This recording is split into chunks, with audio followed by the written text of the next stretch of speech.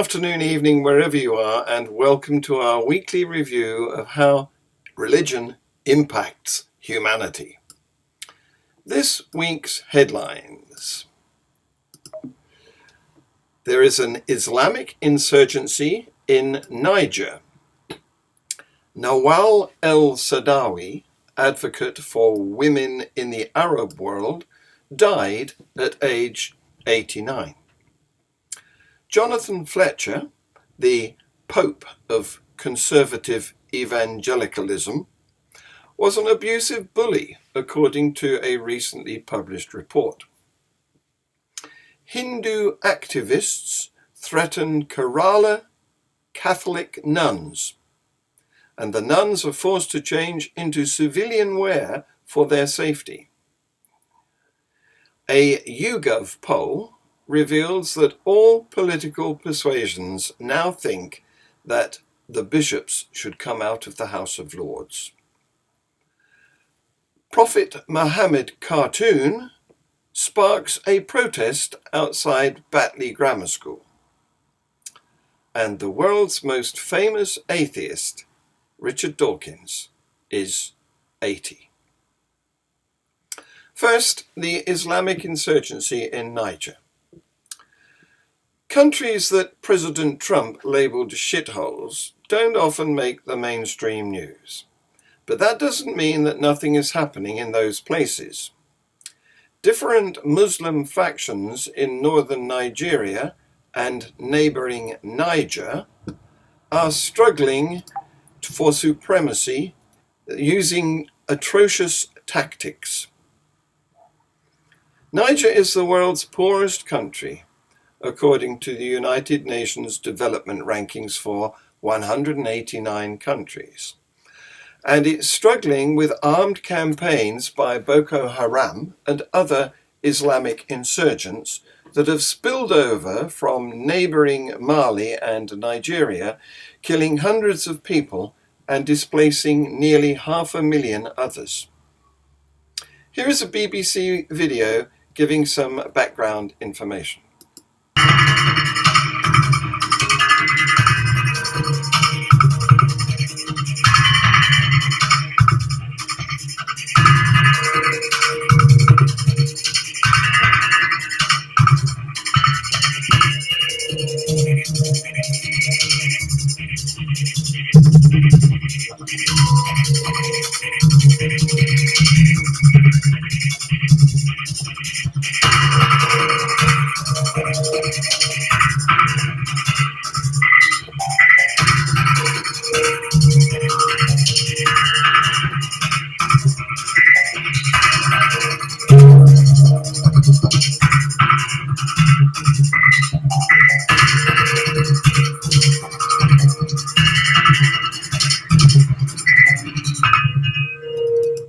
On March the 15th, fighters killed 66 people in the Tillaberi region, attacking a bus carrying shoppers from the market town of Banibangu, and then raided the village of Dari Day, killing inhabitants and torching grain stores.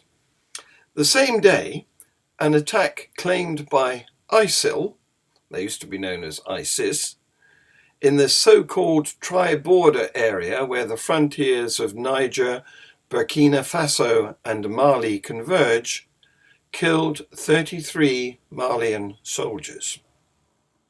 On Sunday, the 21st of March, attackers on motorbikes raided several villages in southwestern Niger, killing at least 137 people in the bloodiest violence to hit the country in years. The gunmen attacked villages located near the border with Mali, shooting at everything which moved, according to a local official. In treating civilian populations systematically as targets now, these armed bandits have gone a step further into horror and brutality, a government spokesman said in a statement read on public television. The coordinated raids underscore the greatest challenge facing Mohamed Bazoum, Niger's new president. After the Banibangu massacre yesterday, the terrorists, in the same barbaric way, struck the peaceful civilian populations of Intezayini and Bakarat, President Bazoum said in a Twitter post on Monday, offering heartfelt condolences to the victims' relatives. Nawal el-Saadawi, advocate for women in the Arab world, died at 89. She was an Egyptian secularist, feminist, humanitarian, author, activist, physician, and psychiatrist. She wrote many books on the subject of the liberation of women, paying particular attention to the practice of female and male circumcision, otherwise known as female and male genital mutilation. She was against fundamental religions and was considered an infidel by Muslim fundamentalists. She was founder and president of the Arab Women's Solidarity Association and co-founder of the Arab Association for Human Rights. She was awarded honorary degrees on 3 continents. In 2004, she won the North-South Prize from the Council of Europe. In 2005, she won the Inanna International Prize in Belgium, and in 2012, the International Peace Bureau awarded her the Sean McBride Peace Prize. In London, the long-awaited report by safeguarding charity 31/8 into the abuse perpetrated by the Reverend Jonathan Fletcher out of his Emmanuel Church in Wimbledon was published a few days ago. As with the other poster boys of his style of churchmanship, like Ravi Zacharias, the man dubbed by Private Eye the Pope of conservative evangelicalism, has been shown to be an abuser, a liar, and a humbug. The report will attract attention from various quarters, although what one sees in it may depend upon what one is looking for. Some will naturally be disappointed. If you're looking for a clear expose of those who were complicit in the abuse by their silence, by looking the other way, or by closing their minds to the obvious, you will not find it. Names are not named. This was not permitted by the terms of reference for the report set by the Emmanuel Church, Wimbledon. If you seek clear chronologies setting out who did what to whom and when, thereby enabling the abuse of others through a culture of obedience and sotto voce threats of exclusion for non-compliance, you will be disappointed. Such detail is not in the report. It was not allowed. Given the 28 days notice of publication, Emmanuel Wimbledon are putting on a brave face. I understand they secured professional advice on damage limitation. The report is incidentally highly critical of the Church of England National Safeguarding Team for ignoring all the signs and pleas to act. It failed to coordinate the information at an early stage. There may not even have been a file on this highly influential abuser. 2 nuns were forced to change out of their religious habits into civilian clothes midway through a rail journey on March the 19th to protect themselves and 2 postulants with them from possible attacks by right-wing Hindu activists. The group was travelling from Delhi to Rourkela in Odisha. The nuns were in their habit, while the girls were in civilian dress. The postulants, who had joined the Sacred Hearts congregation of the Delhi province recently, were going home for Easter holidays, and the nuns were accompanying them for safety. A few Bajrang Dal activists who were returning from a pilgrimage abused, harassed, and caused trouble. The Hindu radicals' prime allegation was that the nuns were taking the postulants for religious conversion. The youths then began causing a commotion. They accused the nuns of violating the state's anti-conversion law as the train reached Jhansi station. The nuns were taken into custody by the police for their own safety. They were quizzed for 5 hours and released after officials from the Jhansi diocese intervened by contacting senior police officials. The group was allowed to continue their journey the next day on another train with a police escort as they feared retaliation from the right-wing Hindu activists. The nuns are said to have had to change out of their religious habits and put on civilian clothes in order to avoid the attention of Hindu extremists. Thanks to an ancient tradition dating back to Henry VIII, the UK Parliament includes seats for 22 Church of England bishops in the upper house. In a country where only 2% of the population attend the Anglican Church, this has long been regarded as an anachronism. A YouGov poll published on Monday reveals that people of all political persuasions think the Anglican bishops should lose their seats in the House of Lords. As you can see, no matter what party people support, they favour abolition of bishops in the government by a large margin. In a copy of what went on in Paris last year, a teacher who showed pupils an inappropriate cartoon of the Prophet Muhammad sparking protests outside a school has been suspended. The image depicting the founder of Islam was used in a lesson at Batley Grammar School on Monday. Videos posted online show dozens of people standing outside the school on Thursday, with some demanding the teacher be sacked. This video from Sky.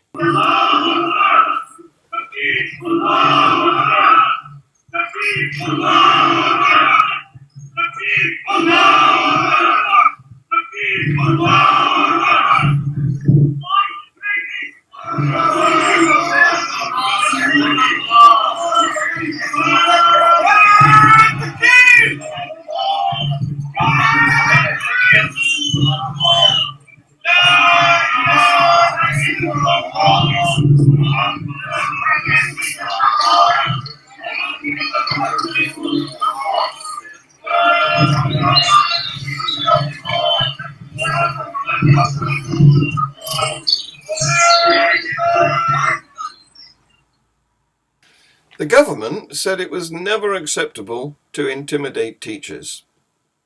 Head teacher Gary Kibble apologised unequivocally, adding the member of staff had given the most sincere apologies and had been suspended pending an investigation. He has since gone into hiding. We have immediately withdrawn teaching on this part of the course, and we are reviewing how we go forward with the support of all the communities represented in our school, he said. It is important for children to learn about faiths and beliefs, but this must be done in a sensitive way. A Department for Education spokesperson said, "It is never acceptable to threaten or intimidate teachers." They said they encourage dialogue between schools and parents when issues emerge, adding, "However, the nature of protests we have seen, including issuing threats and in violation of coronavirus restrictions, are completely unacceptable and must be brought to an end. Schools are free to include a range of issues, ideas, and materials in their curriculum, including where they are challenging or controversial, subject to their obligations to ensure political balance. They must balance this with the need to promote respect and tolerance between people of different faiths and beliefs, including in deciding which materials to use in the classroom. The world's most famous atheist, Richard Dawkins, was 80 yesterday. Here he is being interviewed on Radio 4's Today programme. Professor Richard Dawkins is 80 today. The man whose book, The Selfish Gene, probably did more than anything else to spread an understanding of evolution and the way genetics shape our behaviour, cannot, of course, celebrate in the usual way. Instead, he's produced another book, a collection of his introductions, forwards and afterwards, entitled Books Do Furnish a Life.